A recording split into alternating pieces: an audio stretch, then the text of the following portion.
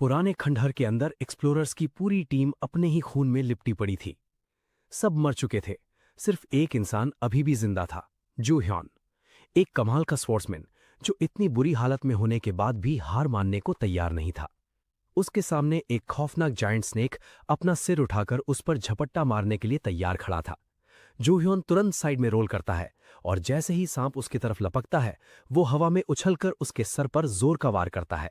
लेकिन मॉन्स्टर भी कम चालाक नहीं था। उसने पहले ही इस अटैक को प्रिडिक्ट कर लिया था। अपने सख्त पंजों से तलवार रोककर उसने जू ह्योन को जोर से पीछे धकेल दिया। जू ह्योन दीवार की तरफ भागता है ताकि मॉन्स्टर को अपनी तरफ खींच सके। जैसे ही सांप उसके पास पहुंचता है, वो अपनी पूरी ताकत के साथ सीधा उसकी तरफ दौड़ पड़ता है। मॉन्स्टर अपना बड़ा सा मुंह खोलकर उसे निगलने की कोशिश करता है, लेकिन उसी पल उसकी नजर जू ह्योन की तलवार पर चमकती नीली ऑरा पर पड़ती है। उसे तुरंत समझ आ जाता है कि ये अटैक खतरनाक होगा, इसलिए वो बिना देर किए अपनी पूंछ से जूहियोन को जोर से उड़ा देता है। जूहियोन दीवार से टकराकर खून उगल देता है, लेकिन अगला हमला होने से पहले ही खुद को संभाल लेता है। वो फिर से साइड में निकल जाता है और देखता है कि सांप का सर दीवार में फंस गया है। ये उसके लिए परफेक्ट मौका था। जूहियोन हवा में उछलता है और अपनी सारी पावर तलवार में भरकर मॉन्स्टर के सर पर वार कर देता है, लेकिन इतनी ज्यादा एनर्जी उसकी तलवार बर्दाश्त नहीं कर पाती। तलवार बीच से टूट जाती है और उसका ब्लेड सांप के सर में ही अटक जाता है। एक्सप्लोजन की ताकत से जूहियोन दूर जा गिरता है। इससे पहले कि वो खुद को संभाल पाए, मॉन्स्टर अपना सर छुड़ाकर उसकी टांग को जोर से दबा लेता है। दर्द से चीखते हुए जूहियोन अपनी टूटी हुई तलवार से बार बार उसकी आंख पर वार करता है, लेकिन मॉन्स्टर पर इसका कोई खास असर नहीं पड़ता। सांप उसकी टांग को किसी खिलौने की तरह चबाता रहता है और फिर उसे जोर से जमीन पर पटक देता है। जूहियोन की टांगें लगभग फट चुकी थीं और वो बस दर्द से चीखते हुए सोच रहा था कि उसकी मौत इस तरह नहीं होनी चाहिए। उस वक्त उसे तेजीन नाम का आदमी याद आता है। गुस्से में वो उसे कोसने लगता है, क्योंकि इसी इंसान ने बड़े रिवॉर्ड का लालच देकर उसे इस मिशन पर भेजा था। इनाम तो दूर की बात थी, यहां उसे सिर्फ मौत मिली। जैसे ही मॉन्स्टर की पकड़ ढीली होती है, जूहियोन रिंगते हुए अपनी तलवार की तरफ बढ़ता है। लेकिन कुछ ही पल बाद उसे समझ आ जाता है कि चाहे वो कितनी भी कोशिश कर ले, इस लड़ाई का अंजाम बदलने वाला नहीं है।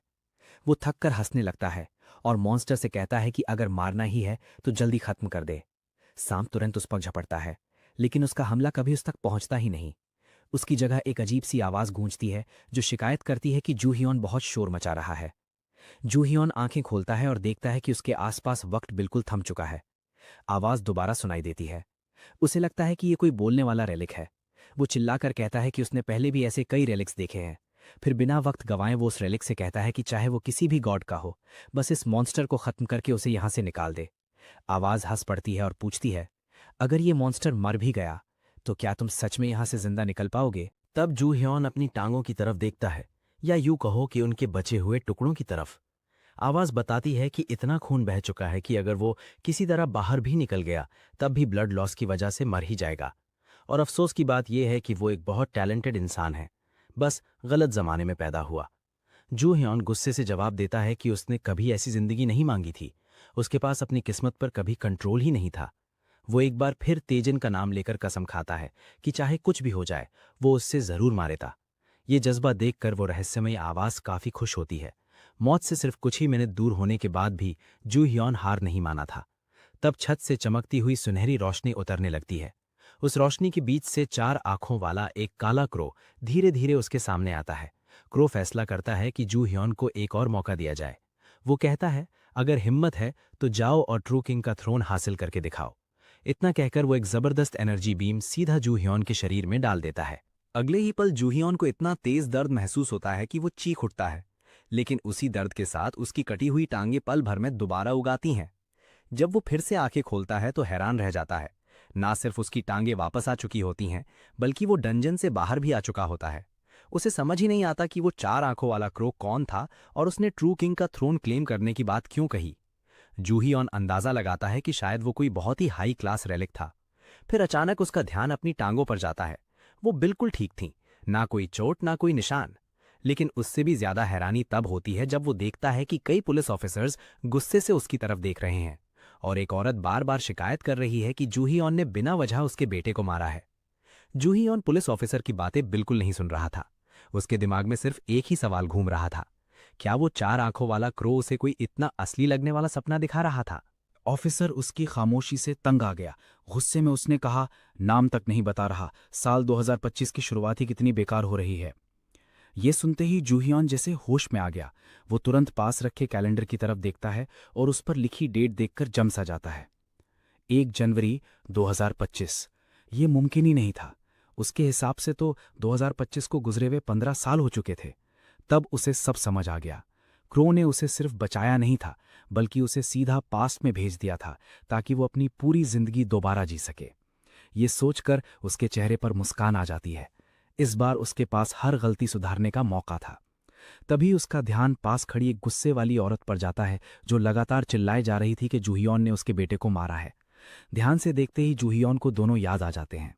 स्कूल के दिनों में ये लड़का जानबूझकर उससे लड़ने आया था।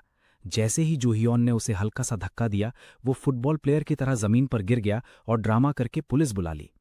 उसे याद आता है कि पिछली बार इस औरत ने कॉम्पनसेशन के नाम पर बहुत बड़ी रकम मांगी थी। तब उसके पास पैसे नहीं थे, इसलिए मजबूरन घुटनों पर बैठकर उससे अमाउंट कम करने की भीख मांगनी पड़ी थी। पुरानी बेइज्जती याद आते ही उसका चेहरा सख्त हो जाता है। तब वो औरत घमंड से बोलती है, जब बड़े बात कर रहे होते हैं तो ध्यान से सुना करो। इतना कहकर वो जूहियॉन को थप्पड़ मारने के लिए हाथ उठाती है, लेकिन इस बार सब कुछ अलग होता है। जूहियॉन का शरीर बिना सोचे ही उसका हाथ बीच में पकड़ लेता है। ये देखकर वहां मौजूद सब लोग हैरान रह जाते हैं। सबसे ज्यादा शौक खुद जूहियॉन को होता है, क्योंकि उसका शरीर अभी भी अपनी पुरानी फाइटिंग इंस्टिंक्ट्स नहीं भूला था। वो फैसला करता है कि इस बार वो किसी के सामने झुकने वाला नहीं। सीधा उस औरत को चुप रहने के लिए कहता है और बोलता है कि लड़ाई उसके बेटे ने शुरू की थी। सिर्फ एक थप्पड़ के लिए इतनी कंपनसेशन मांगना बस ये दिखाता है कि पैसे वाले लोग सबसे ज्यादा लालची होते हैं। ये बात सुनते ही उस औरत का बेटा गुस्से में जूहियॉन पर टूट पड़ता है, लेकिन जूहियॉन आराम से उसका मुक्का पकड़ता है और एक ही मूव में उसे जमीन पर पटक देता है। औरत तुरंत पुलिस से उसे गिरफ्तार करने की डिमांड करने लगती है। उधर जूहियॉन अपनी हालत का जायजा लेने लगता है। उसका शरीर पहले से कहीं ज्यादा हल्का और मजबूत लग रहा था। तब उसे एहसास होता है कि पिछली जिंदगी में रेलिक की वजह से जो अजीब बीमारी उसके शरीर को कमजोर करती थी, वो अभी तक शुरू ही नहीं हुई। सिर्फ इतना ही नहीं, पिछले 15 सालों में उसने जो फाइटिंग स्किल्स सीखी थी वो भी उसके साथ ही पास्ट में आ गई थी। ये बात उसके लिए किसी जैकपॉट से कम नहीं थी। लेकिन अगले ही पल उसे याद आता है कि उसने पुलिस के सामने ही उस लड़के को पटक दिया है। सबने देखा था कि वो सिर्फ सेल्फ डिफेंस कर रहा था, फिर भी पुलिस उस अमीर औरत के खिलाफ कुछ नहीं कर सकती थी। आखिर में जूहियॉन को ही लॉकअप में डाल दिया जाता है। जाते जाते वो औरत उसे धमकी देती है कि उसके बेटे को हाथ लगाने की कीमत उसके पूरे परिवार को चुकानी पड़ेगी। लेकिन जूहियॉन बस मुस्कुराता रहता है। उसे पता था कि कुछ ही दिनों में दुनिया वैसे भी हमेशा के लिए बदलने वाली है। इसी साल 2025 में पूरी दुनिया में जबरदस्त अर्थक्वेक्स आने वाले थे। उन भूकंपों के बाद हर जगह रहस्यमयी टूम्स उभरकर सामने आएंगी। इन टूम्स के अंदर मिथोलॉजी और पुरानी कहानियों से जुड़े रेलिक्स मौजूद होंगे, जो इंसानों की यादों की वजह से असल रूप ले चुके होंगे। जो भी उन रेलिक्स को हासिल करेगा, उसे आम इंसान से कहीं ज्यादा ताकत मिल जाएगी। इसी वजह से हर तरफ लोग रेलिक्स की तलाश में निकल पड़ेंगे। पिछली जिंदगी में जूहियॉन भी उन एक्सप्लोरर्स में से एक था। उसकी किस्मत तब चमकी थी जब उसे आर्कियोलॉजिस्ट रेलिक मिला, जिसने उसे टूम्स और उनके खजानों की गहरी नॉलेज दे दी। उसे लगा था कि अब उसकी जिंदगी बदल जाएगी, लेकिन असल कहानी उसके बाद शुरू हुई। TKBM नाम की एक बहुत बड़ी कंपनी, जिसका लीडर टाई जुन कॉन था, धीरे धीरे सारे टूम्स पर कब्जा जमाने लगी। उन्होंने अपनी प्राइवेट आर्मी बना ली और आम एक्सप्लोरर्स को टूम्स के पास तक नहीं जाने दिया। बाकी बड़ी कंपनियों ने भी वही रास्ता अपनाया और धीरे धीरे रेलिक्स पर सिर्फ उनका ही कंट्रोल रह गया। आम लोग पैसों और पावर के सामने बिल्कुल बेबस हो गए। जूहियॉन की काबिलियत देखकर TKBM ने उसे अपनी टीम में शामिल कर लिया। कई सालों तक उसने कंपनी के लिए हर तरह के गंदे काम किए। चोरी, स्मगलिंग, स्पाइंग और गवर्नमेंट के कंट्रोल वाले टूम्स पर इलीगल रेड्स, सब कुछ उसने टाइजुन के लिए किया। उसकी मेहनत की वजह से टाइजुन ने बेशुमार दौलत कमाई, लेकिन बदले में जूहियॉन को सिर्फ नफरत और बेइज्जती मिली। हर कोई उसे टाइजुन का वफादार कुत्ता कहकर मजाक उड़ाता था। फिर भी जूहियॉन चुप रहा, क्योंकि उसने खुद अपनी मर्जी से ये रास्ता चुना था। लेकिन आखिर में टाइजुन ने उसकी सारी वफादारी का इनाम धोखे से दिया। उसे एक ऐसे मिशन पर भेज दिया जो असल में मौत का जाल था। पुरानी जिंदगी की हर याद दोबारा आंखों के सामने आते ही जूहियॉन एक फैसला करता है। इस बार वो किसी और के लिए नहीं जिएगा, उसे जितनी जल्दी हो सके टूम्स की एक्सकवेशन शुरू करनी होगी और इस बार सारे रेलिक्स सबसे पहले उसके हाथ लगेंगे। जैसे ही जूहियॉन फ्यूचर की प्लानिंग करता है, उसके सामने अचानक एक चमकता हुआ मैसेज आ जाता है। उसमें लिखा था टूम रेडर, और इतना बेकार चोर कि एक शवल भी ठीक से नहीं चला सकता। ये देखते ही जूहियॉन समझ जाता है कि ये सब उस 4 आंखों वाले क्रो की हरकत है। वो गुस्से में चिल्लाता है और उसे बाहर आने को कहता है, लेकिन क्रो की जगह एक और स्क्रीन उसके सामने खुल जाती है। इस बार उसमें उसके स्किल्स दिख रहे थे। उसका करंट रैंक सिर्फ एफ रैंक स्पाई था और उसकी एबिलिटी बस इतनी थी कि वो अपने आसपास 1 मीटर के एरिया में हर चीज को डिटेक्ट कर सकता था। जूहियॉन ये सब देखकर बिल्कुल इंप्रेस नहीं होता। वो गुस्से में बोलता है कि उसे किसी गेम का हीरो नहीं बनना और ना ही किसी और की कॉपी बनकर जीना है। ये कहकर वो सीधा स्क्रीन पर मुक्का मार देता है। स्क्रीन गायब हो जाती है, लेकिन उसकी जगह एक नया मिशन सामने आ जाता है। उसमें लिखा था कि अगर वो असली टूम रीडर बनना चाहता है तो उसे अपनी 4 स्पेशल स्किल्स अनलॉक करनी होंगी। जूहियॉन अब और भी ज्यादा इरिटेट हो जाता है। तभी लॉकअप के बाहर खड़ा पुलिस ऑफिसर उसे डांटते हुए कहता है कि हवा से बातें करना बंद करे और अपनी स्किज़ोफ्रीनिया की दवा ले। तब जूहियॉन को समझ आ जाता है कि ये सिस्टम सिर्फ वही देख सकता है। उसी वक्त उसकी नज़र पास चल रहे एक कॉकरोच पर पड़ती है। जैसे ही वो उसे देखता है, उसके दिमाग में उस कॉकरोच की सारी डिटेल्स अपने आप दिखने लगती हैं। तब उसे एहसास होता है कि ये वही डिटेक्शन एबिलिटी है जो उसे आर्कियोलॉजिस्ट रेलिक से मिली थी। बस फर्क इतना था कि अब वो पावर सिस्टम के थ्रू एक्सेस हो रही थी। ये सोचकर जूहियॉन के चेहरे पर हल्की सी मुस्कान आ जाती है। उसका नया सफर काफी अच्छी शुरुआत कर रहा था। तभी एक आदमी पुलिस स्टेशन में आता है। ये था उसका पुराना दोस्त डिटेक्टिव जिनवू। वो सीधा ऑफिसर से कहता है कि जेल में जूहियॉन नहीं बल्कि वो लड़का होना चाहिए जिसने पहले पंगा शुरू किया था। फिर वो जूहियॉन को भरोसा देता है कि बाकी सब वो संभाल लेगा। जूहियॉन दिल से उसका शुक्रिया अदा करता है। ये सुनकर जिनवू खुद हैरान रह जाता है, क्योंकि उसका दोस्त कभी इतनी तमीज से बात ही नहीं करता था। वो हंसने लगता है, जबकि जूहियॉन चुपचाप उसे देखकर खुश होता है। 15 साल बाद अपने दोस्त को फिर से जिंदा और जवान देखना उसके लिए किसी तोहफे से कम नहीं था। दोनों घर की तरफ चल पड़ते हैं। रास्ते में जूहियॉन कैजुअली पूछता है कि क्या आजकल कोई अजीब या सुपरनैचुरल इंसिडेंट सुनने को मिले हैं। जिनवू उसकी बात सुनकर मजाक उड़ा देता है और कहता है कि उसे थेरेपिस्ट के पास जाना चाहिए। इस जवाब से जूहियॉन को यकीन हो जाता है कि अभी तक दुनिया में किसी ने रेलिक्स हासिल नहीं किए, लेकिन उसे पूरा भरोसा था कि टूम्स कहीं ना कहीं उभर चुके हैं। ये रेलिक्स कलेक्ट करने का सबसे सही वक्त था।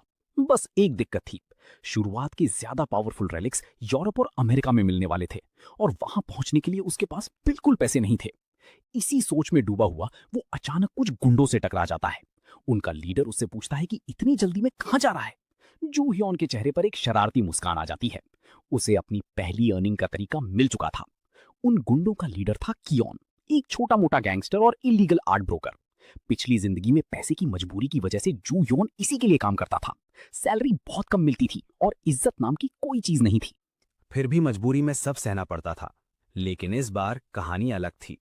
कियोन का एक आदमी उसके पास आता है और उसे होश में आने को कहता है। जैसे ही वो हाथ उठाता है, जूहियॉन उसके मुंह पर इतना जोर का थप्पड़ मारता है कि वो तुरंत लड़खड़ा जाता है। अगले ही सेकंड एक मुक्के से उसे जमीन पर गिरा देता है। फिर आराम से कियोन की तरफ देखकर बोलता है कि आज से वो नौकरी छोड़ रहा है। साथ ही अपनी बची हुई सैलरी और सेवरेंस भी मांग लेता है। कियोन उसकी बात सुनकर जोर जोर से हंसने लगता है। फिर गुस्से में उस पर टूट पड़ता है, लेकिन जूहियॉन उसकी बुरी तरह पिटाई कर देता है। बाकी गुंडे भी मिलकर अटैक करते हैं, लेकिन वो सब भी एक एक करके आसानी से हार जाते हैं। लड़ाई के बीच जूहियॉन को महसूस होता है कि उसकी पुरानी कॉम्बैट टेक्निक्स अभी भी उसके पास हैं। बस प्रॉब्लम इतनी थी कि उसके नए शरीर में अभी उतनी फिजिकल स्ट्रेंथ नहीं आई थी, इसलिए उसे फाइट जल्दी खत्म करनी थी। तभी कियोन दोबारा खड़ा होता है। इस बार वो अपनी जेब से एक चमकती हुई सुनहरी छुरी निकालता है। उसका आदमी घबराकर कहता है कि उस नाइफ से बचकर रहना, क्योंकि वो आम हथियार नहीं है। जैसे ही जूहियॉन उस छुरी को देखता है, वो तुरंत पहचान जाता है। ये एक असली रेलिक थी। उसे हैरानी होती है कि कियोन जैसे छोटे गैंगस्टर के पास रेलिक आई कैसे। फिर उसे याद आता है कि कभी कभी कुछ रेलिक्स टूम से बाहर निकलकर सीधे इंसानी दुनिया में भी पहुंच जाती हैं, लेकिन उसके लिए ये कोई बड़ी बात नहीं थी, क्योंकि कुछ ही पल बाद वो रेलिक उसकी होने वाली थी। कियोन रेलिक लेकर उस पर झपटता है। जूहियॉन आराम से उसके सारे अटैक्स डॉज करता है, उसकी कलाई पकड़कर उसका बैलेंस बिगाड़ देता है और अगले ही पल वही नाइफ उसके गले पर रख देता है। उसी वक्त रेलिक कियोन को अपना मालिक मानने से इनकार कर देती है। नाइफ उसके हाथ से फिसलकर सीधा जूहियॉन के हाथ में आ जाती है। जूहियॉन हल्का सा मुस्कुराता है। अब वक्त था इन गुंडों को दिखाने का कि रेलिक का असली इस्तेमाल कैसे किया जाता है। जैसे ही वो उसकी पावर एक्टिवेट करता है, उसकी आंखों के सामने दुश्मनों के शरीर का पूरा इंटरनल स्ट्रक्चर साफ दिखने लगता है। सबसे पहले वो कियोन को एक ही किक में दीवार से दे मारता है। ये देखकर बाकी गुंडे एक साथ उस पर हमला कर देते हैं। तब जूहियोन रेलिक की दूसरी एबिलिटी एक्टिवेट करता है। अगले ही पल उसका शरीर आधा इनविजिबल हो जाता है और उसकी स्पीड इतनी बढ़ जाती है कि सामने खड़े दोनों गुंडे समझ भी नहीं पाते और उनके शरीर पर गहरे कट्स लग चुके होते हैं। सब कुछ इतनी तेजी से होता है कि बाकी गुंडों के होश उड़ जाते हैं। डर के मारे सब वहीं हार मान लेते हैं। कुछ देर बाद कियोन अपनी बॉस के पास जाकर पूरी कहानी सुनाता है। वो बताता है कि जूह्यून ने अकेला ही उसकी पूरी गैंग की बुरी तरह पिटाई कर दी। उसकी बॉस को इस बात पर बिल्कुल यकीन नहीं होता। गुस्से में वो पूछती है कि आखिर एक आदमी सब पर कैसे भारी पड़ गया। कियोन घबराकर बताता है कि जूह्यून की स्पीड इंसानों जैसी नहीं थी। उसकी आंखें चमक रही थी और वो इतनी तेजी से मूव कर रहा था कि कोई उसका सामना ही नहीं कर सका। लेकिन असली झटका अभी बाकी था। कियोन बताता है कि जूह्यून उसके बैंक अकाउंट के सारे पैसे भी ले गया और साथ ही एक बुद्धा की मूर्ति भी उठा ले गया। ये सुनते ही उसकी बॉस का गुस्सा 7वें आसमान पर पहुंच जाता है। वो चीख कर ऑर्डर देती हैं कि चाहे जो हो जाए, मूर्ति और पैसे दोनों वापस लाए जाएं। उधर जूह्यून मूर्ति को देख ही रहा होता है कि उसकी स्पाइंग स्किल एक्टिवेट हो जाती है। सिस्टम बताता है कि उस बुद्धा स्टैचू के अंदर कुछ छुपा हुआ है। जूह्यून स्क्रीन हटा देता है और मूर्ति को हिलाकर चेक करता है। अंदर सच में कुछ था। वो रेलिक नाइफ से मूर्ति का बेस काट देता है। जैसे ही नीचे का हिस्सा अलग होता है, एक छोटी सी बॉटल बाहर गिरती है जिसमें नीला लिक्विड भरा हुआ था। उस लिक्विड को देखते ही जूह्योन बिना एक सेकंड गवाए मूर्ति को दूर फेंक देता है। वो तुरंत पहचान लेता है कि ये एक इलीगल ड्रग है। अब उसके पास बस एक ही काम बचा था। वो तुरंत अपने दोस्त डिटेक्टिव जिन्वू को फोन कर देता है। उसी वक्त कियोन की बॉस भी अपने ऊपर वाले बॉस को मिसिंग स्टैचू की खबर देने वाली होती है। तभी उसके ऑफिस का दरवाजा जोर से खुल जाता है। गुस्से में वो चिल्लाती है कि इतनी हिम्मत किसकी हुई। लेकिन अंदर आते हैं डिटेक्टिव जिन्वू और एक और पुलिस ऑफिसर। उनके साथ कियोन भी था, हाथ कड़ी पहने हुए। जिन्वू शांत आवाज में बताता है कि उन्हें ड्रग डील की टिप मिली थी और कियोन के पास से ड्रग्स बरामद हुई हैं। साथ ही पुलिस उस वेयरहाउस की भी तलाश और हर 8 पीस के अंदर ड्रग्स छुपाए हुए मिले थे। ये खबर सुनकर उस औरत के पैरों तले जमीन खिसक जाती है। जिन्वू बिना देर किए उसके हाथों में भी हैंडकफ्स लगा देता है।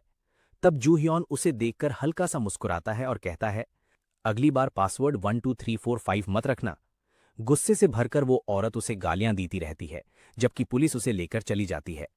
थोड़ी देर बाद जिन्वू का मैसेज आता है।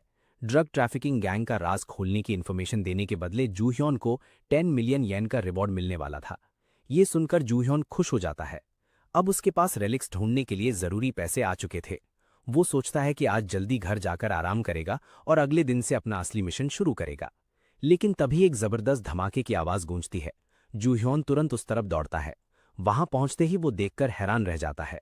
जहां उसका अपार्टमेंट हुआ करता था, वहां अब एक रहस्यमयी टूम्ब घड़ी थी। उसे समझ नहीं आता कि ये उसके लिए अच्छी खबर है या बुरी। फिर भी वो बिना वक्त गंवाए आगे बढ़ता है। आसपास के लोग घबराए हुए थे और मिलिट्री सोल्जर्स पूरे एरिया को घेर चुके थे। तब उसकी नजर एक औरत पर पड़ती है जो फोन पर किसी से बात कर रही थी। वो कह रही थी कि इस देश की गवर्नमेंट को अभी तक टूम्स की असली वैल्यू का पता नहीं है। इसीलिए प्लान ये है कि इस टूम को उड़ा दिया जाए, इससे पहले कि कोई और इसके राज जान पाए। लेकिन बात करते करते उसकी नजर एक दूसरे एक्सकवेटर पर पड़ती है।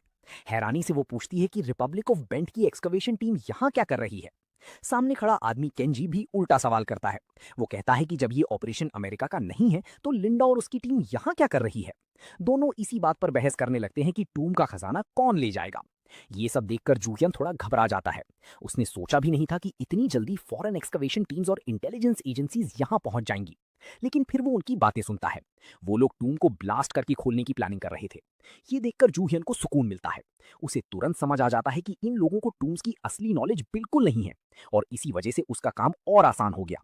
तभी उसकी नजर जमीन पर चमकते हुए लाल अक्षरों पर पड़ती है।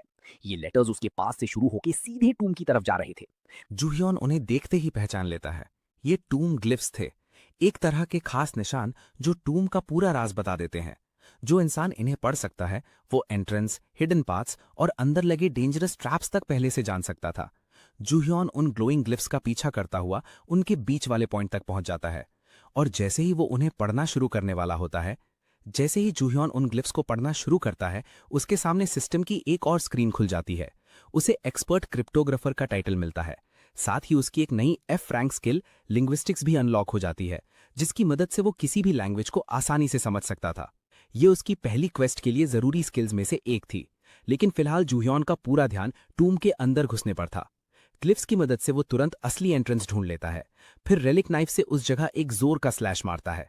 अगले ही पल जमीन फट जाती है और आसमान तक पहुंचने वाली एक चमकती हुई एनर्जी बीम निकल पड़ती है। टूम का एंट्रेंस खुल चुका था। ये नज़ारा देखकर लिंडा और केंजी दोनों हैरान रह जाते हैं। उन्होंने पहले कभी किसी टूम को इस तरह खुलते हुए नहीं देखा था।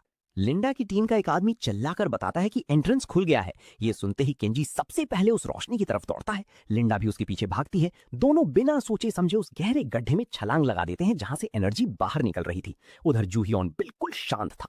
वो एक लाइटर जलाता है और उसकी रोशनी में दीवारों पर बने ग्लिफ्स को पढ़ते हुए आगे बढ़ने लगता है। उसे पूरा यकीन था कि वही रास्ता सही है।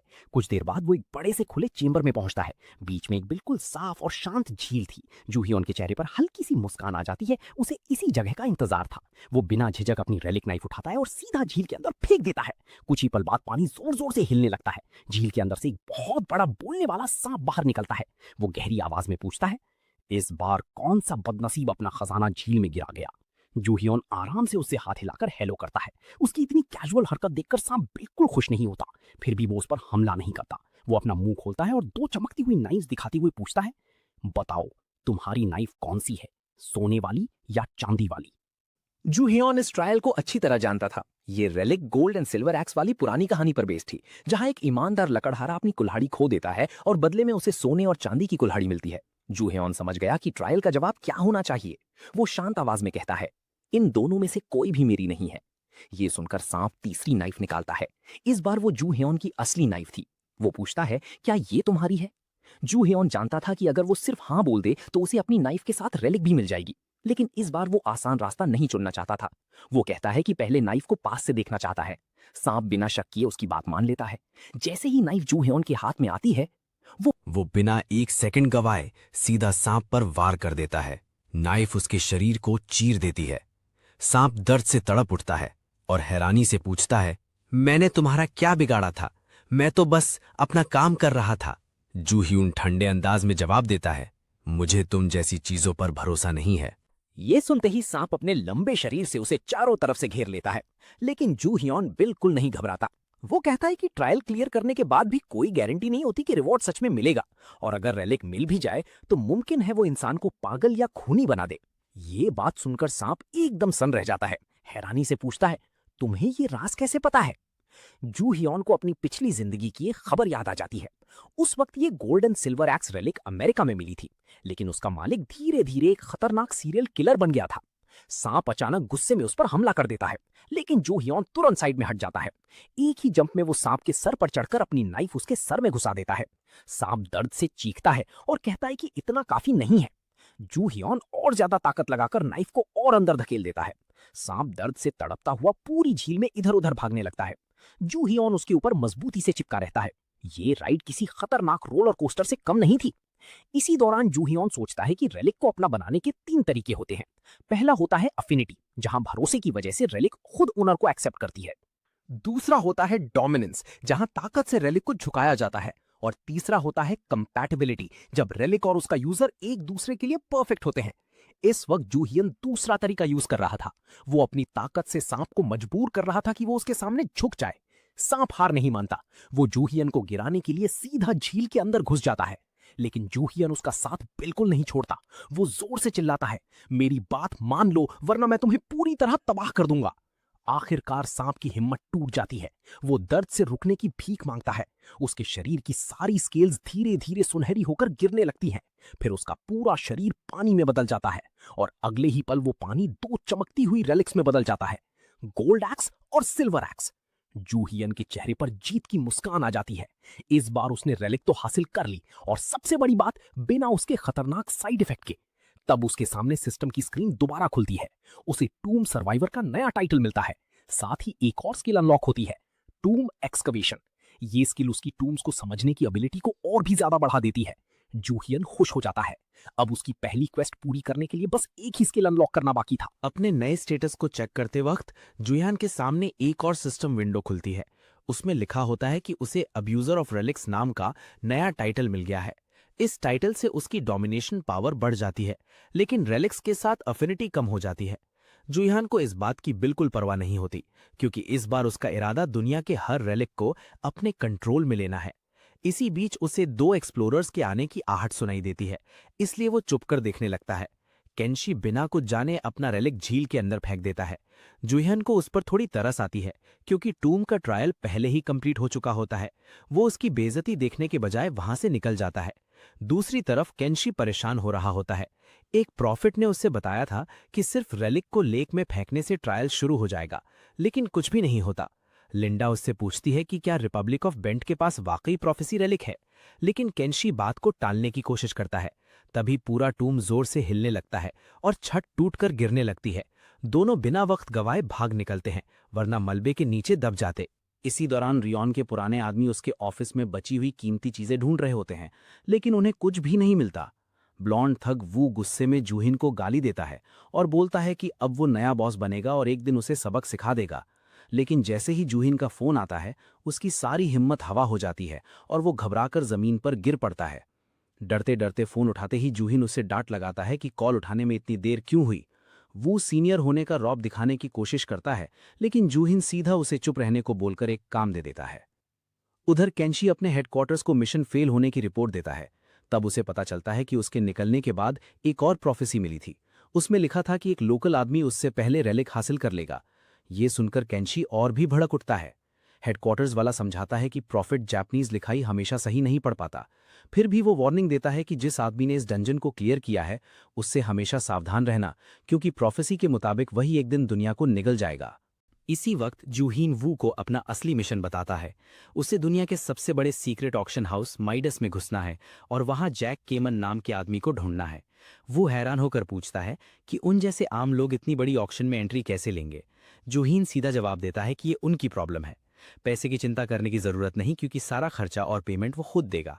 लेकिन अगर उन्होंने उसका काम मना किया तो वो उन सबको जिंदा नहीं छोड़ेगा। इतनी धमकी ही उन बदमाशों को मान जाने के लिए काफी होती है। काम सेट करने के बाद जूहीन अगले रैली हाथ की तैयारी करता है। रास्ते में उससे खबर मिलती है कि एक और आदमी ने सेप्पुकू कर लिया है। सिर्फ 1 महीने में ये चौथा केस होता है। जूहीन को इसमें कुछ अजीब नहीं लगता, क्योंकि पिछली टाइमलाइन में भी टूम्स के आने से पहले बिल्कुल ऐसा ही हुआ था। चलते चलते उसकी टक्कर अचानक केंशी से हो जाती है।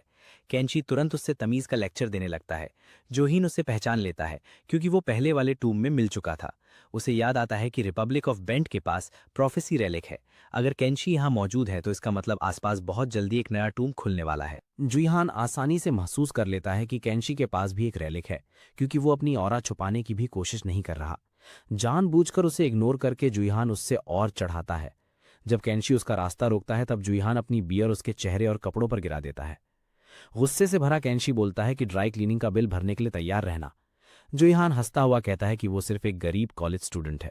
कंधे पर हाथ रखकर उसे शांत होने को बोलता है और उसी पल चालाकी से उसका रेलिक चुरा लेता है। साथ ही अपना आईडी नीचे गिरा देता है ताकि केंशी का ध्यान वहीं चला जाए। तभी जमीन फिर से कांपने लगती है और आसमान अंधेरा हो जाता है। जुहियान तुरंत समझ जाता है कि एक और नया टूम मैनिफेस्ट हो गया है, इसलिए बिना देरी किए उसकी तरफ दौड़ पड़ता है। दूसरी तरफ केंशी खुश होता है कि प्रोफेसी एक बार फिर सच निकली।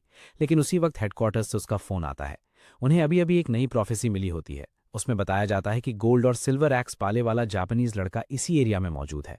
ये सुनकर केंशी का चेहरा बदल जाता है, और जब दूसरी प्रोफेसी में उसे खासकर अल्कोहल से सावधान रहने की वार्निंग मिलती है तो वो तुरंत समझ जाता है कि कुछ बहुत बुरा होने वाला है। जैसे ही अल्कोहल वाली प्रोफेसी सुनता है, केंशी के दिमाग में सब कुछ क्लियर हो जाता है। उसे तुरंत समझ आ जाता है कि जिस लड़के की वो तलाश कर रहा था वो और कोई नहीं बल्कि जुहियन ही है। अगले ही पल हालात और खराब हो जाते हैं। जमीन सिर्फ हिलती नहीं बल्कि हर तरफ से तलवारें घास की तरह बाहर निकलने लगती हैं। उनके साथ आसमान तक पहुंचने वाली रोशनी के बड़े बड़े पिलर्स पूरे शहर में फैल जाते हैं। ये सब देखकर जुहियन भी एक पल के लिए हैरान रह जाता है, लेकिन आसपास फैली दहशत और लोगों के दिमाग पर छाई खौफ की फीलिंग को महसूस करके वो समझ जाता है कि इस बार सामने वाला रेलिक आम नहीं है। थोड़ा सोचने के बाद उसकी नज़र टूटी हुई तलवारों के बीच रखी एक खास तलवार पर पड़ती है। वो तुरंत पहचान लेता है कि यह लेजेंडरी मुरामासा सोर्ड का टूम है। मुरामासा पुराने जापान का मशहूर सोर्ड्समैन था, जिसकी बनाई हुई तलवारें अपनी बेइंतहा धार के लिए जानी जाती थीं। कहते हैं उसकी सबसे खतरनाक तलवार से एक सामुराई ने पूरे परिवार का कत्ल कर दिया था। उसी खूनी वाकये के बाद इस तलवार को श्रापित माना जाने लगा। अपनी पिछली जिंदगी को याद करके जुहियान समझ जाता है कि मुरामासा का टूम्ब इंसानों के लिए सबसे ज्यादा खतरनाक टूम्स में से एक था, और इस बार भी हालात बिल्कुल वैसे ही हैं। तभी सिस्टम वार्निंग देता है कि टूम की खून की प्यासी ऑरा उसके शरीर को चीर रही है। जूहान अपना हाथ देखता है तो उसकी स्किन सच में जलने लगती है। वो समझ जाता है कि 1 सेकंड भी बर्बाद नहीं कर सकता, इसलिए तुरंत एंट्रेंस ढूंढने निकल पड़ता है। लेकिन जल्दी ही उसे एहसास होता है कि ये टूम उसकी सोच से कहीं ज्यादा बड़ा है।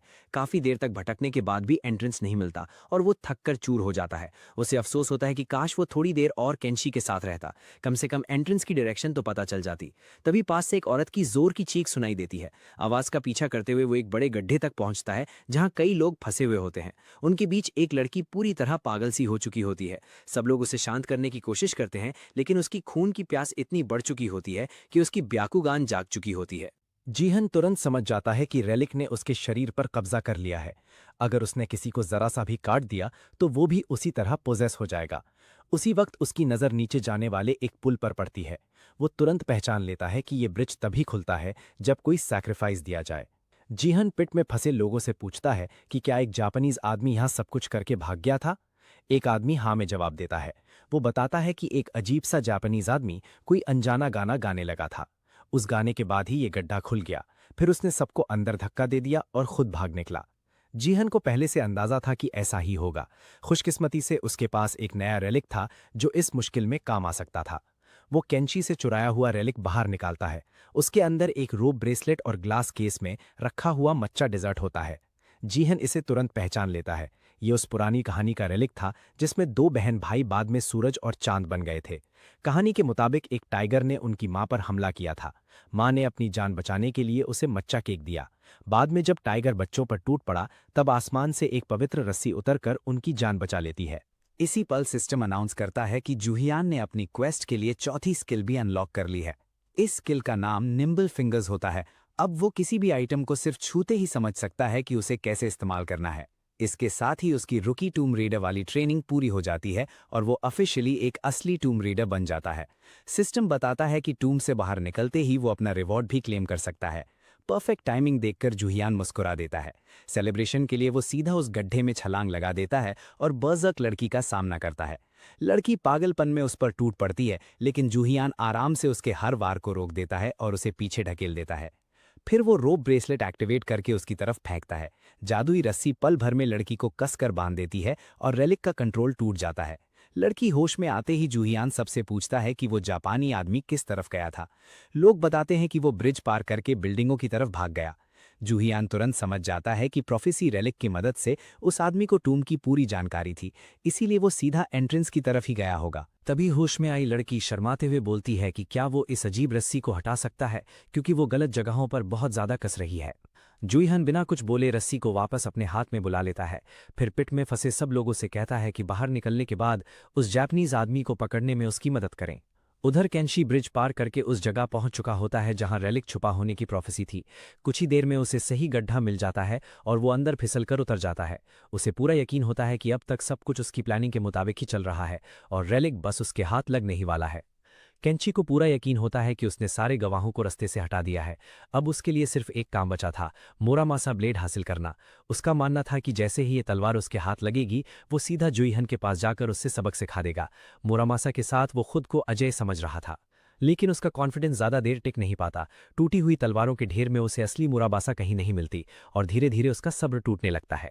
तभी वही लोग जिन्हें उसने पहले गड्ढे में फंसा दिया था वहां पहुंच जाते हैं। सब मिलकर केंशी की पिटाई शुरू कर देते हैं। वो समझ ही नहीं पाता कि ये सब बाहर निकले कैसे और सिर्फ उनके वार से बचने की कोशिश करता रहता है। मार खाते खाते उसकी नज़र भीड़ के उस पार खड़े जूहान पर पड़ती है, जिसके हाथ में गोल्डन एक्स होती है। उसी पल केंशी को समझ आ जाता है कि असली चाल किसने चली थी। जूहान हंसकर उसका मजाक उड़ाता है। वो कहता है कि इतनी बड़ी ऑर्गेनाइजेशन का सपोर्ट होने के बाद भी केंशी एक काम ढंग से नहीं कर पाया। उसके बाद जूहान गोल्डन एक्स को रडार की तरह इस्तेमाल करता है। पूरे गड्ढे को स्कैन करने के बाद उसे असली मुरामासा ब्लेड की लोकेशन मिल जाती है। वो अपना हाथ बढ़ाता है और तलवार सीधा उसकी तरफ उड़कर आ जाती है, बिल्कुल थॉर के हैमर की तरह। मुरामासा भी जैसे अपने नए मालिक को पाकर खुश हो जाती है। तलवार बोलती है कि अगर जूहान उससे 10 इंसानों का खून पिला दे तो वो अपनी असली शक्ति और रूप वापस पालेगी, लेकिन अगर वो ऐसा नहीं करता तो उसे हमेशा के लिए इसी टोम में कैद रहना पड़ेगा। केंशी हैरान रह जाता है कि एक तलवार बोल भी सकती है। जूहान शांत होकर पूछता है कि क्या यही इस टोम का ट्रायल है। मुरामासा जोर से हंस पड़ती है और उसे तुरंत कत्ल शुरू करने के लिए कहती है।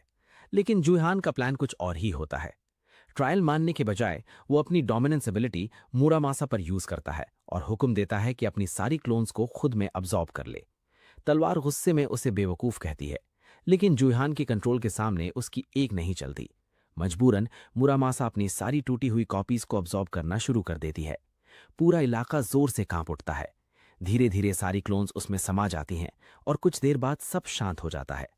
अब जुहान के हाथ में पूरी तरह रिपेयर हुई मुरामासा ब्लेड होती है, जिससे नीली आग निकल रही होती है। ये नज़ारा देखकर केंशी की बोलती बंद हो जाती है। उसने पहली बार किसी को रेलिक को इस तरह पूरी तरह कंट्रोल करते देखा था। इसी बीच लोग रोप की मदद से गड्ढे से बाहर निकलने लगते हैं। मौका देखकर केंशी भी चुपके से उनके साथ निकलने की कोशिश करता है, लेकिन जुहान की नज़र उस पर पड़ जाती है। वो उसे रोककर कहता है कि बाकी सब जा सकते हैं, लेकिन केंशी नहीं। अपनी जान बचाने के लिए केंशी तुरंत घुटने टेक देता है और माफी मांगने लगता है। वो जुहान को अपनी टीम ज्वाइन करने का ऑफर भी देता है। कहता है कि टूम रीडर्स को बहुत पैसे मिलते हैं और उनके पास फ्यूचर गाइड नाम का प्रोफेसी रेलिक भी है। जुहान पूछता है कि उसने सुना है फ्यूचर गाइड को सिर्फ एक ही इंसान यूज कर सकता है। केंची जवाब देता है कि एक कंपनी है जो इस प्रॉब्लम का सल्यूशन निकाल देती है। ये सुनकर जुहान थोड़ा इंप्रेस होता है, लेकिन जैसे ही केंची उस कंपनी का नाम TKBM बताता है, उसके चेहरे का एक्सप्रेशन तुरंत बदल जाता है। तब तक सारे सिविलियंस बाहर निकल चुके होते हैं और जुहान सीधा केंशी की तरफ बढ़ता है। बिना कुछ कहे वो उसके पेट में जोर की लात मारता है और उसे दोबारा गड्ढे के अंदर गिरा देता है। खुद बाहर चढ़ते हुए वो केंशी को वहीं छोड़ देता है। केंशी चीख चीख कर उसे साथ ले जाने की भीख मांगता है, लेकिन जुहान बस मुस्कुराकर कहता है कि अपनी मदद के लिए TKBM को बुला लेना। इतना कहकर वो टूम को बंद होने का हुक्म दे देता है। केंशी की रहम की पुकार धीरे धीरे पत्थरों की गिरने की आवाज में दब जाती है और कुछ ही पलों में पूरा टूम उसके ऊपर बंद हो जाता है। उसी रात न्यूज़ चैनल्स इस अजीब हादसे की कवरेज दिखाते हैं। रिपोर्टर्स बताते हैं कि शहर के बीच आया अर्थक्वेक देखते ही देखते एक खौफनाक डिजास्टर में बदल गया, जहां जमीन और दीवारों से तलवारें बाहर निकल आई थी। रिस्की ऑपरेशन अभी भी चल रहा होता है। बचकर निकले लोग मीडिया को बताते हैं कि इस सब के पीछे एक जापानीज आदमी का हाथ था। ये खबर जापान तक भी पहुंच जाती है। प्राइम मिनिस्टर गुस्से में एक्सकेवेशन आर्मी के चीफ मोरी को जोरदार डांट लगाता है। मोरी सफाई देता है कि उनके प्रोफेसी रेलिक ने पहले ही एक कोरियन लड़के के बारे में वार्निंग दी थी और सारी दिक्कत उसी की वजह से हुई। लेकिन प्राइम मिनिस्टर कोई बहाना सुनने को तैयार नहीं होता। उसके हिसाब से एक्सकेवेशन आर्मी का काम ही उस लड़के को खत्म करना था। मोरी चुपचाप डांट सुन लेता है और फिर कहता है कि इतनी चिंता की जरूरत नहीं है, फ्यूचर गाइड रेलिक की मदद से वो जुहान को ढूंढ सकते हैं। ये सुनकर प्राइम मिनिस्टर और गुस्सा हो जाता है, क्योंकि उसे पता होता है कि वो रेलिक सिर्फ उसी इंसान को ट्रैक कर सकता है जिस पर पहले से उसका मार्क लगा हो। मोरी शांत रहकर कहता है कि बात सही है, लेकिन फ्यूचर गाइड ने केंशी को मार्क किया हुआ था और क्योंकि केंशी का सामना जुहान से हो चुका है, इसी कनेक्शन के थ्रू वो जुहान तक भी पहुंच सकते हैं। जापान के प्राइम मिनिस्टर मोरी को हुक्म देते हैं कि चाहे जो करना पड़े जुहान को ढूंढ निकालो। उनका गुस्सा अभी भी शांत नहीं हुआ था, क्योंकि जुहान की वजह से पूरी दुनिया के सामने जापान की बदनामी हुई थी। उधर जुहान एक होटल के बाथरूम में खड़ा अपनी चोटों का जायजा ले रहा होता है। उसकी नज़र अपने हाथ पर पड़े जलने के निशानों पर जाती है और वो तुरंत समझ जाता है कि ये मुरामासा ब्लेड को जबरदस्ती डोमिनेट करने का साइड इफेक्ट है। वो जानता था कि जितना पावरफुल रेलिक होता है, उसे फोर्सफुली कंट्रोल करने की कीमत भी उतनी ही भारी चुकानी पड़ती है। जुहान खुद से कहता है कि अगर ये सिलसिला ऐसे ही चलता रहा तो अगला स्टॉप टूम नहीं, सीधा हॉस्पिटल होगा। तभी सिस्टम की विंडोज के सामने खुल जाती है। टूम से बाहर निकलने के बाद अब उसकी क्वेस्ट ऑफिशियली कंप्लीट हो चुकी थी और रिवॉर्ड लेने का वक्त आ गया था। सिस्टम उससे एक सवाल पूछता है, आगे की जिंदगी के लिए वो कौन सा रास्ता चुनना चाहता है। पहला था पाथ ऑफ एफिनिटी और दूसरा पाथ ऑफ डोमिनेंस। हेल्थ पर होने वाले नुकसान के बारे में सब कुछ जानते हुए भी जुहान बिना झिझक पाथ ऑफ डोमिनेंस चुन लेता है। उसके लिए यही एक सही रास्ता था। डिसीजन कंफर्म होते ही सिस्टम बताता है कि रिवॉर्ड दे दिया गया है। जुहान एक्साइटेड होकर इधर उधर देखने लगता है, लेकिन उसे कहीं कुछ नजर नहीं आता। थोड़ी देर बाद वो अपनी जेब चेक करता है और उसे एक छोटी सी चमकदार टैबलेट मिलती है। सिस्टम बताता है कि ये एक फूड टाइप कंज्यूमेबल रेलिक है। जुहान कुछ पल उस टैबलेट को देखता रहता है। उसे समझ नहीं आता कि इसे खाना भी चाहिए या नहीं। फिर वो कंधे उचकाकर कहता है, जो होगा देखा जाएगा, और बिना और सोचे सीधा गोली निगल लेता है। टैबलेट इतनी कड़वी होती है कि उसका चेहरा बिगड़ जाता है, लेकिन अगले ही पल कमाल हो जाता है। उसके हाथ के सारे जलने के निशान और बाकी चोट पल भर में गायब हो जाते हैं। सिस्टम उसे रिवॉर्ड मिलने की बधाई देता है। सिर्फ उसकी इंजरीज ही हील नहीं हुई थी, बल्कि उसे एक नई स्किल भी मिल गई थी, जिसका नाम था टॉलरेंस।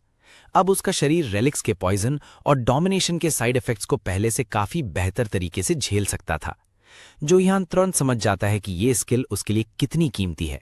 अब हर डोमिनेशन बैटल के बाद उसे इतना ज्यादा डैमेज सहना नहीं पड़ेगा। उसके दिमाग में तुरंत वो काला क्रो रेलिक आता है। उसे शक होता है कि शायद ये सब उसी की प्लानिंग हो, लेकिन जैसे हमेशा होता था इस बार भी उसे कोई जवाब नहीं मिलता। वो अभी इसी बारे में सोच ही रहा होता है कि सिस्टम एक और नोटिफिकेशन दिखा देता है। You have been marked by an S rank relic, your future is being read. ये मैसेज देखते ही जोहियान सब समझ जाता है। उससे पता चल जाता है कि जापान का फ्यूचर गाइड रेलिक उस पर नजर रख चुका है और जापानीज गवर्नमेंट अब उसके पीछे पड़ने वाली है। अपनी पिछली जिंदगी की याद से उसे फ्यूचर गाइड के बारे में सब कुछ याद था। ये रेलिक पुराने जापानीज प्रोफेसी बुक की कहानी पर बेस्ड था। बाकी रेलिक्स की तरह ये टूम के अंदर नहीं मिलता था, ये खुद अपने ओनर को ढूंढ लेता था। पिछली जिंदगी में भी ये रेलिक ससाकी नाम की एक स्कूल गर्ल के पास गया था। जोहियान को पूरा यकीन था कि इस बार भी उसका ओनर वही लड़की है। उसे याद था कि जापानीज गवर्नमेंट ने रेलिक मिलते ही ससाकी को अपनी प्रोटेक्शन में ले लिया था और उसके लिए पानी की तरह पैसा बहाया था। लेकिन एक बड़ी प्रॉब्लम थी, ससाकी पढ़ाई में ज्यादा अच्छी नहीं थी और पुरानी जापानीज लैंग्वेज में लिखी प्रोफेसीज को ठीक से समझ ही नहीं पाती थी। आखिरकार एक ताकतवर आदमी ने उसकी जान ले ली और फ्यूचर गाइड रेलिक अपने कब्जे में कर लिया था। इस बार जोहियान ने फैसला कर लिया कि वो हिस्ट्री को दोबारा रिपीट नहीं होने देगा। इसी सोच के साथ वो तुरंत जापान की फ्लाइट पकड़ लेता है। उधर ससाकी अपनी नॉर्मल जिंदगी एंजॉय कर रही होती है, तभी उसका मैनेजर उसे याद दिलाता है कि फ्यूचर गाइड पढ़ने का वक्त हो गया है। ससाकी का बिल्कुल मन नहीं होता, फिर भी वो मजबूरी में किताब खोल लेती है। मैनेजर उससे कहता है कि चाहे कुछ समझ आए या ना आए, जो भी लिखा दिखे सब कॉपी करती रहना। लेकिन जैसे ही ससाकी अगला हिस्सा पढ़ती है, उसके होश उड़ जाते हैं। वो जोर से चीख पड़ती है। किताब के अंदर साफ लिखा होता है कि बहुत जल्द उसकी मौत होने वाली है। इसी वक्त जूहान जापान पहुंच चुका होता है। बाहर से देखो तो वो आराम से असली जापानीज सुशी का मजा ले रहा था, लेकिन अंदर ही अंदर वो बस एक चीज का इंतजार कर रहा था, जापानीज गवर्नमेंट कब उस पर पहला वार करेगी। जूहान के होटल रूम के बाहर जापान की एक्सकवेशन आर्मी के सोल्जर्स पहले से ही घेरा डाले खड़े होते हैं। अटैक शुरू करने से पहले वो एक और प्लान बनाते हैं। वो ससाकी को सुशी की प्लेट देकर रूम के अंदर भेजना चाहते हैं। ससाकी घबराकर पूछती है कि वो उस आदमी के पास क्यों जाए जो शायद उसकी जान लेने आया है। सोल्जर्स उसे समझाते हैं कि उसे सिर्फ इतना करना है कि फ्यूचर गाइड का मार्क जूहान पर और मजबूत हो जाए। उनका कहना होता है कि जूहान उसकी असली पहचान नहीं जानता, इसलिए उसे कोई खतरा नहीं होगा। डरते डरते ससाकी रूम के अंदर चली जाती है। लेकिन जैसे ही उसकी नज़र जूहान पर पड़ती है, सब कुछ उल्टा हो जाता है, क्योंकि उसकी कमजोरी हमेशा से के पॉप आइडल जैसे हैंडसम लड़के रहे थे और जूहान बिल्कुल वैसे ही दिखता था। एक ही पल में ससाकी उस पर फिदा हो जाती है। उधर जूहान उसकी रेलिक ऑरा महसूस कर लेता है और तुरंत अपनी तलवार निकालने के लिए तैयार हो जाता है। बाहर खड़ी एक्सकवेशन आर्मी समझती है कि ससाकी खतरे में है, इसलिए वो ग्राउंड टीम को तुरंत अंदर घुसने का ऑर्डर देती है। लेकिन उनकी आंखें खुली की खुली रह जाती हैं जब ससाकी खुद उनके मुंह पर दरवाजा बंद कर देती है। वो बस अपने क्रश के साथ अकेले वक्त बिताना चाहती थी। फिर चुपके से अपना फोन जूहान को दिखाती है। मैसेज में लिखा होता है कि वो उसे पहली नजर में ही पसंद कर बैठी है। ये देखकर जूहान भी कुछ पल के लिए पूरी तरह कंफ्यूज हो जाता है, लेकिन अगले ही सेकंड उसके दिमाग में एक नया प्लान आ जाता है। फ्यूचर गाइड रेलिक चुराने के लिए ये मौका उसके लिए परफेक्ट था, इसलिए वो ससाकी का डेट वाला प्रपोजल मान लेता है। उधर बाहर सोल्जर्स और इंतजार नहीं करते और दरवाजा तोड़कर अंदर घुसने की तैयारी करते हैं, लेकिन जैसे ही वो अटैक करते हैं, एक जोर का धमाका होता है। अगले ही पल सब सोल्जर्स हवा में लटके हुए नजर आते हैं। जादुई रस्सी ने उन सबको बांधकर छत से लटका दिया होता है। थोड़ी देर बाद जुएन आराम से रूम से बाहर निकलता है। उसका हाथ ससाकी के कंधे पर होता है। वो मुस्कुराकर कहता है कि अब जब कोई उन्हें परेशान करने वाला नहीं है तो चलो किसी अच्छी जगह डेट पर चलते हैं। जूलियन कैजुअली ससाकी को बताता है कि एक्सकवेशन आर्मी काफी कावड़ है, तभी तो उसने ससाकी जैसी लड़की को फ्रंट लाइंस पर भेज दिया।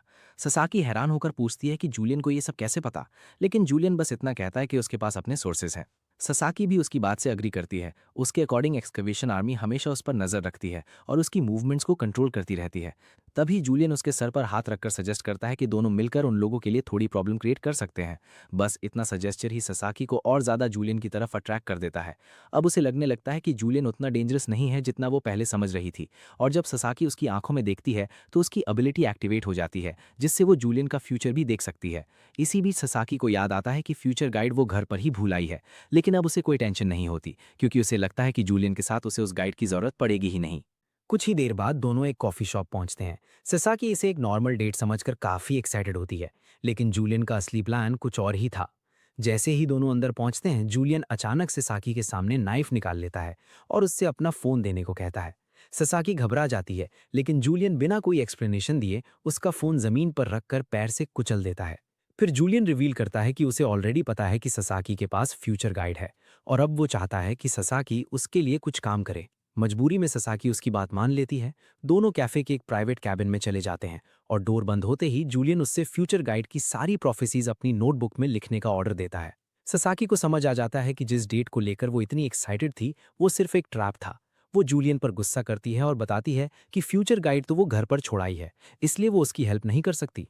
लेकिन जूलियन उसे याद दिलाता है कि फ्यूचर गाइड को फिजिकली कैरी करना जरूरी नहीं। ससाकी अपने आर्म पर बने टैटू को टच करके अपना रेलिक वहीं समन कर सकती है। ससाकी रिलक्टेंटली उसकी बात फॉलो करती है और फ्यूचर गाइड उसके सामने अपीयर हो जाती है। जूलियन बिना टाइम वेस्ट किए उसे वार्निंग देता है कि एक भी प्रोफेसी मिस नहीं होनी चाहिए। फिर वो आराम से डिजर्ट एंजॉय करने लगता है, जबकि ससाकी एक के बाद एक फ्यूचर की प्रिडिक्शंस नोटबुक में कॉपी करना शुरू कर देती है। कुछ मिनट्स बाद जूलियन स्पून को ग्लास में गिराकर ससाकी का अटेंशन लेता है। उसे लगता है कि ससाकी बहुत स्लो काम कर रही है और अगर इसी स्पीड से लिखती रही तो टास्क कंप्लीट होने में बहुत ज़्यादा टाइम लगेगा। ससाकी कंप्लेन करती है कि इतनी देर तक कंटिन्यूसली लिखने की वजह से उसके हाथ दर्द करने लगे हैं। वो जूलियन को ऑफर देती है कि अगर वो उसे जाने दे तो वो फ्यूचर गाइड डायरेक्टली उसके हवाले कर देगी, लेकिन जूलियन डील एक्सेप्ट नहीं करता। वो बिल्कुल कैजुअली अपने फ़ोन पर रील्स स्क्रॉल करता रहता है, जैसे उसके सामने कोई हॉस्टेज सिचुएशन हो ही ना। ससाकी अंदर ही अंदर खुद को ब्लेम करती है कि सिर्फ जूलियन के हैंडसम फेस की वजह से वो इतनी ईजिली उसके ट्रैप में फंस गई। उधर जूलियन भी फ्यूचर गाइड को लेकर कॉशियस है। अगर वो खुद उस एस रैंक रेलिक को फोर्सफुली डोमिनेट करने की कोशिश करता तो उसे बहुत डेंजरस कॉन्सिक्वेंसेस फेस करने पड़ सकते थे। मुरामासा ब्लेम के साथ जो हुआ था उससे भी सिचुएशन ज्यादा डिजास्ट्रस हो सकती थी। तभी जूलियन को बाहर से एक्सकेवेशन आर्मी के सोल्जर्स के आने की आवाज सुनाई देती है। स्टाफ उन्हें रूम के अंदर आने से रोकने की कोशिश कर रहा होता है, लेकिन जूलियन समझ जाता है कि अब प्लान को जल्दी एग्जीक्यूट करना पड़ेगा। वो मुरामासा सोर्ड निकालता है और ससाकी को बताता है कि उसका काम अब खत्म हो चुका है। ससाकी का चेहरा तुरंत पीले पड़ जाता है। उसे लगता है जूलियन अब उसे मारने वाला है, इसलिए वो अपनी जान की भीख मांगती है और कहती है कि वो उसके लिए और भी काम कर सकती है। जूलियन एक डिस्टर्बिंग स्माइल के साथ उसकी तरफ देखता है और स्वॉर्ड को नीचे स्विंग करता है, लेकिन ब्लेड ससाकी को हिट नहीं करता। इंस्टेड मुरामासा सीधा फ्यूचर गाइड को स्टैब कर देता है। ससाकी कुछ सेकंड्स के लिए कंप्लीटली कंफ्यूज रह जाती है। उसकी आंखों के सामने फ्यूचर गाइड वायलेंटली रिएक्ट करती है, पेजेस से लाइटनिंग निकलने लगती है और रेलिक जूलियन को कर्स करते हुए रेजिस्ट करने की कोशिश करती है। लेकिन एस रैंक रेलिक भी जूलियन के अटैक का सामना नहीं कर पाता। धीरे धीरे फ्यूचर गाइड का बॉडी ब्लैक स्मोक में ब्रेक अपार्ट होने लगता है और कुछ ही मोमेंट्स में वो कंप्लीटली डिसइंटीग्रेट हो जाती है। रेलिक के डिस्ट्रॉय होते ही ससाकी की आंखें ब्लैंक हो जाती हैं और वो काउच पर ही बेहोश होकर गिर पड़ती है। लेकिन तभी सिस्टम एक और नोटिफिकेशन देता है। जूलियन ने वायलेंट रेलिक डिस्ट्रॉयर नाम का टाइटल अनलॉक कर लिया था। इस टाइटल की वजह से उसकी डोमिनेंस और बढ़ जाती है, लेकिन उसकी अफिनिटी और कम हो जाती है। इतना ही नहीं, सिस्टम उसे एक नई स्किल भी देता है, जायंट हंटर। प्रॉब्लम बस इतनी थी कि जूलियन को खुद नहीं पता था कि इस स्किल का यूज कैसे करना है। तभी सिचुएशन और सीरियस हो जाती है। एक्सकेवेशन आर्मी का चीफ मोरी अपने सोल्जर्स के साथ वहां पहुंच जाता है। उनका मिशन क्लियर था, जूलियन को अरेस्ट करना। लेकिन जैसे ही मोरी की नज़र जल चुके रिमेन्स पर पड़ती है, उसका गुस्सा और बढ़ जाता है। उसके लिए ये सीन किसी नाइटमेयर से कम नहीं था। मोरी बिना टाइम वेस्ट किए जूलियन को वहीं ख़त्म करने की धमकी देता है, लेकिन जूलियन बिल्कुल रिलैक्स्ड रहता है। वो मोरी की धमकी को सीरियसली लेने के बजाय एक स्ट्रेंज सा राइस केक रिलिक निकालता है और सीधा उनकी तरफ टॉस कर देता है। मोरी उसे कैच कर लेता है। वो एरोगेंट टोन में जूलियन को बताता है कि कोई सिंपल ट्रिक उसके ऊपर काम नहीं करेगी। मोरी को लगता है कि राइस केक रेलिक का उस पर कोई इफेक्ट नहीं होगा, लेकिन अगले ही सेकंड उसकी स्वीट अरोमा हवा में फैलती है और मोरी के साथ साथ उसके सोल्जर्स भी कंप्लीटली मेस्मराइज हो जाते हैं। अब किसी का फोकस जूलियन पर नहीं होता, सबकी नजर सिर्फ उस राइस केक पर टिक जाती है और सोल्जर्स उसे पाने के लिए बेचैन होने लगते हैं। मोरी अपनी अथॉरिटी का एडवांटेज लेकर गन सोल्जर्स पर तान देता है। वो अनाउंस करता है कि सीनियर होने के नाते राइस केक पहला हक उसका है। लेकिन सोल्जर्स भी पीछे हटने वाले नहीं होते। वो अपनी गन्स मोरी की तरफ कर देते हैं। टेंशन इतनी बढ़ जाती है कि एक सोल्जर ट्रिगर दबा देता है और बुलेट मोरी के कान को बैरली ग्रेज करके निकल जाती है। मोरी का पेशेंस वहीं खत्म हो जाता है। वो सीधा उस सोल्जर पर अटैक कर देता है और क्लियर कर देता है कि वो अपना राइस केक किसी के साथ शेयर नहीं करेगा। बाकी सोल्जर्स भी आपस में भिड़ जाते हैं और कुछ ही सेकंड्स में पूरा ग्रुप एक दूसरे से लड़ रहा होता है।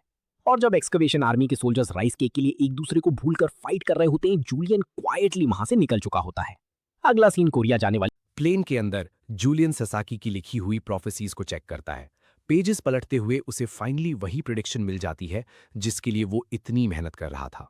ये प्रोफेसी एक टेरिफाइंग ग्लोबल डिजास्टर के बारे में थी, ग्रेट इंट्यूनमेंट। इस कैलामिटी के वक्त पूरी दुनिया एक जाइगैंटिक टूम के अंदर ट्रैप हो जाएगी और इसी इवेंट के दौरान दुनिया के अलग अलग कॉर्नर्स में ह्यूज नंबर में रेलिक्स अपीयर होंगे। जूलियन जानता है कि अगर फ्यूचर में ये डिजास्टर होने वाला है तो उसे अभी से प्रिपरेशन स्टार्ट करनी होगी। उस प्रिपरेशन का पहला स्टेप है वेगस जाना, जहां उसके मिनियंस माइडस ऑक्शन हाउस की इन्वेस्टिगेशन कर रहे हैं। वेगस पहुंचने के बाद जूलियन को इन्वेस्टिगेशन रिपोर्ट मिलती है। उसके मिनियंस बताते हैं कि माइडस ऑक्शन हाउस में जेके इनिशियल्स वाले 3 लोगों ने रजिस्ट्रेशन किया है। जूलियन को ज्यादा टाइम नहीं लगता और वो आइडेंटिफाई कर लेता है कि उनमें से कौन सा आदमी उसके काम का है। उसका लॉजिक सिंपल था, अगर वो आदमी माइडस ऑक्शन हाउस के ऑक्शन में प्रेजेंट है तो चांसेस हाई हैं कि वहां कुछ पावरफुल रेलिक्स भी अवेलेबल होंगे। लेकिन जब Julian publicly released auction brochure check करता है तो उसकी एक्साइटमेंट थोड़ी डाउन हो जाती है। ऑक्शन में कोई गॉड टियर रिलिक लिस्टेड ही नहीं होता। फिर भी जूलियन डिसाइड करता है कि कुछ इंटरेस्टिंग आइटम्स मिल रहे हैं तो बिडिंग में पार्टिसिपेट करेंगे। उसका लैकी वू ये सुनकर शॉक्ड रह जाता है। उसे पता है कि माइडस ऑक्शन हाउस की बिडिंग नॉर्मली 100 मिलियन से स्टार्ट होती है। प्रॉब्लम यह है कि जूलियन के पास अभी इतना कैश है ही नहीं। लेकिन जूलियन बिल्कुल सीरियस होता है। वो क्लियर कर देता है कि पैसा ना होने के बावजूद वो बिडिंग वॉर में एंटर करेगा। उसके लैकीज को समझ नहीं आता कि जूलियन बिना पैसे के वेगस ऑक्शन में बिड करने का प्लान कैसे बना रहा है। जूलियन बस उन्हें एक सिंपल रियलिटी याद दिलाता है, अगर दुनिया में कहीं क्विकली पैसा अरेंज किया जा सकता है तो वेगस उसके लिए परफेक्ट जगह है। और फिर वो सब कसीनो की तरफ निकल पड़ते हैं। कसीनो में जूलियन एक मशीन से दूसरी मशीन पर जाता है और अनबिलीवेबल तरीके से हर जगह जैकपॉट हिट करता चला जाता है। कुछ ही देर में लोग उसके आसपास जमा होने लगते हैं। उसके ओन लैकीज भी कंफ्यूज हैं कि जूलियन इतना इम्पॉसिबल लकी कैसे हो सकता है। कसीनो सिक्योरिटी को भी डाउट हो जाता है। गार्ड्स जूलियन को चेक करते हैं कि कहीं वो चीटिंग तो नहीं कर रहा, लेकिन सर्च में कुछ सस्पिशियस नहीं मिलता। बस एक छोटा सा गोल्डन की चेन उनके हाथ लगता है। जूलियन कैजुअली एक्सप्लेन करता है कि वो उसका लकी चार्म है, लेकिन असल सीक्रेट कुछ और होता है। वो गोल्डन की चेन एक्चुअली उसकी गोल्डन एक्स का ट्रांसफॉर्म्ड फॉर्म है। अब ये वेपन एक पॉकेट नाइफ जैसा छोटा दिख रहा था, लेकिन अपनी स्पेशल एबिलिटी अब भी रिटेन करता था। ये ट्रांसफॉर्म्ड गोल्डन एक्स जूलियन की तरफ वेल्थ अट्रैक्ट कर सकता था। इसी वजह से कसीनो में उसकी विनिंग स्ट्रीक इतनी क्रेजी थी।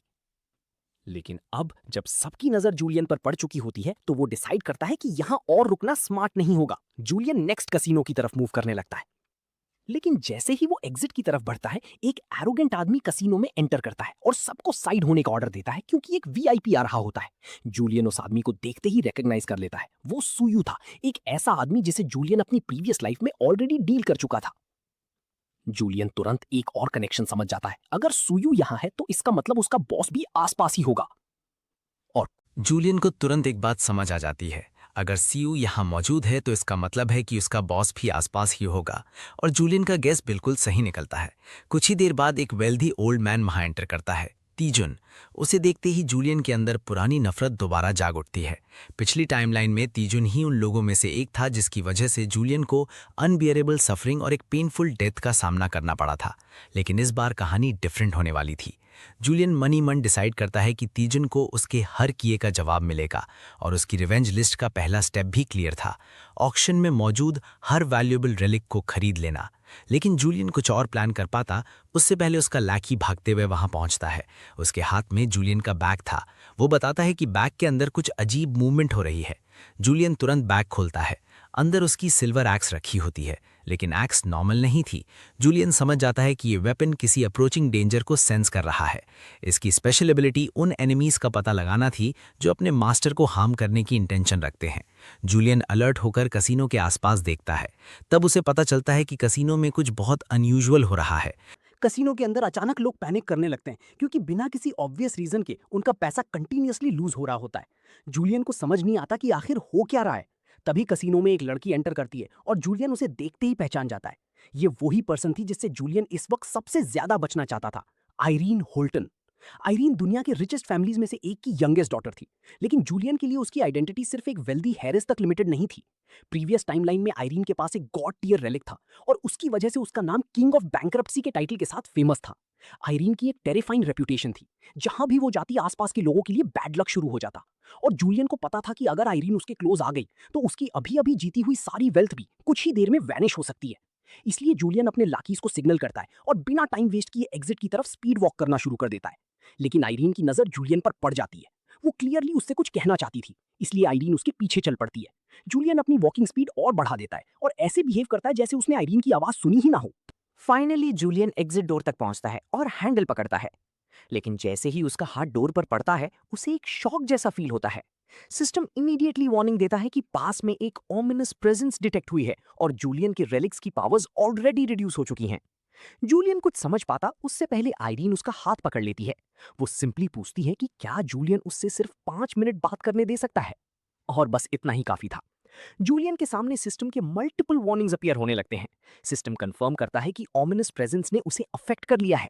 उसके रेलिक्स की स्ट्रेंथ ड्रामेटिकली वीकन हो गई है और फिलहाल जूलियन जो भी करेगा उसके फेल होने के चांसेस एक्सट्रीमली हाई हैं। जूलियन तुरंत आइरीन का हाथ हटा देता है। आइरीन अपोलोजाइज करती है और फिर कैजुअली पूछती है कि क्या जूलियन वही आदमी है जो कसिनो में बार बार जैकपॉट्स हिट कर रहा था। जूलियन के लैकीज ये सीन देखकर कुछ और ही सोचने लगते हैं। उन्हें लगता है कि शायद आज जूलियन की लव लाइफ फाइनली इंप्रूव होने वाली है। आइरीन जूलियन से उसकी अनबिलीवेबल लक का सीक्रेट पूछती है, लेकिन जूलियन सीधा डिनाई कर देता है और कहता है कि आइरीन ने गलत आदमी समझ लिया है। ये सुनकर वो इरिटेट हो जाता है। उसे लगता है कि जूलियन अननेसेसरीली एक ऐसी लड़की को रिजेक्ट कर रहा है जो खुद उसके पास आई है। इसलिए वो खुद आइरीन से बात करने लगता है और ऑफर करता है कि वो डिनर के वक्त उसे जूलियन की लकी स्ट्रीक का सीक्रेट बता सकता है। लेकिन ऑफर कंप्लीट होने से पहले ही सिचुएशन उलट जाती है। वो और उसके साथ के लोग अचानक जमीन पर गिर जाते हैं, सब सिवियर स्टमक पेन से सफर कर रहे होते हैं।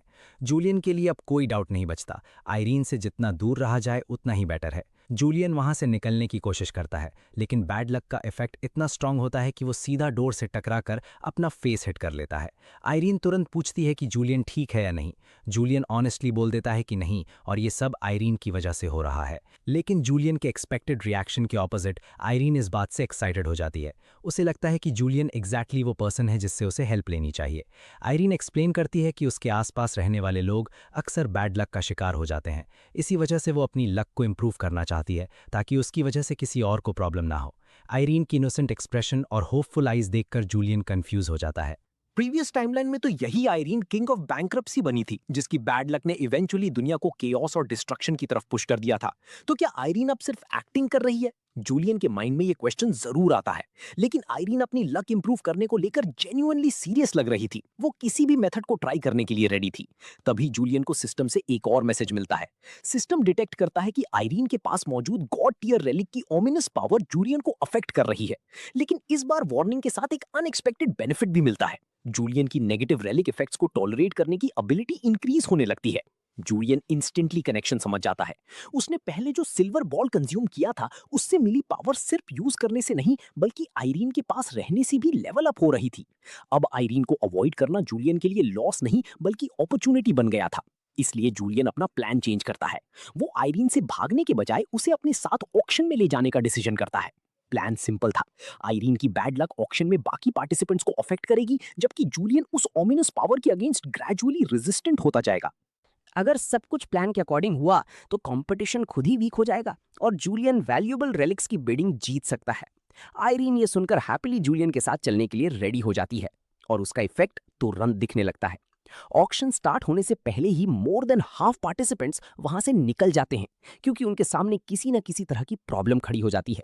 लेकिन एक इंपॉर्टेंट पर्सन अभी भी वहां मौजूद था, टाई जून।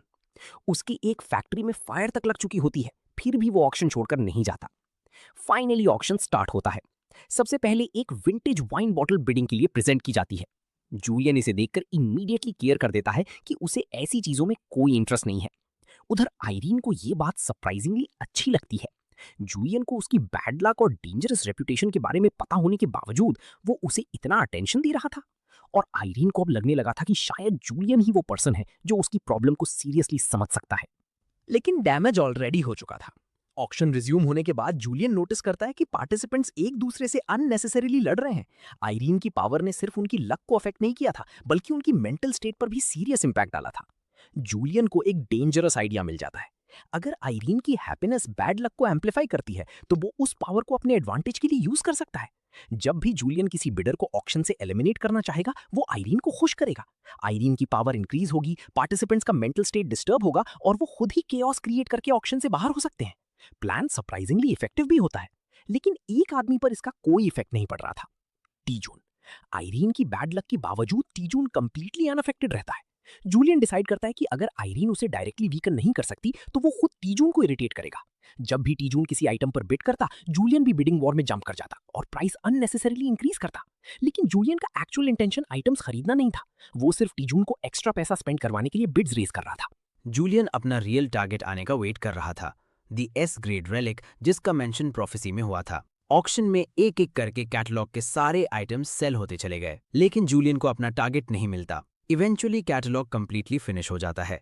जूलियन को लगने लगता है कि माइडस ऑक्शन हाउस का पूरा ट्रिप वेस्ट हो गया। लेकिन तभी ऑक्शनियर एक ऐसी चीज स्टेज पर लेकर आता है जो ऑफिशियली कैटलॉग का पार्ट ही नहीं थी, एक आलमंड ट्री सैपलिंग। जूलियन की आंखें तुरंत वाइडन हो जाती हैं, और सिर्फ जूलियन ही नहीं, टीजुन भी उस सैपलिंग को देखते ही सीरियस हो जाता है।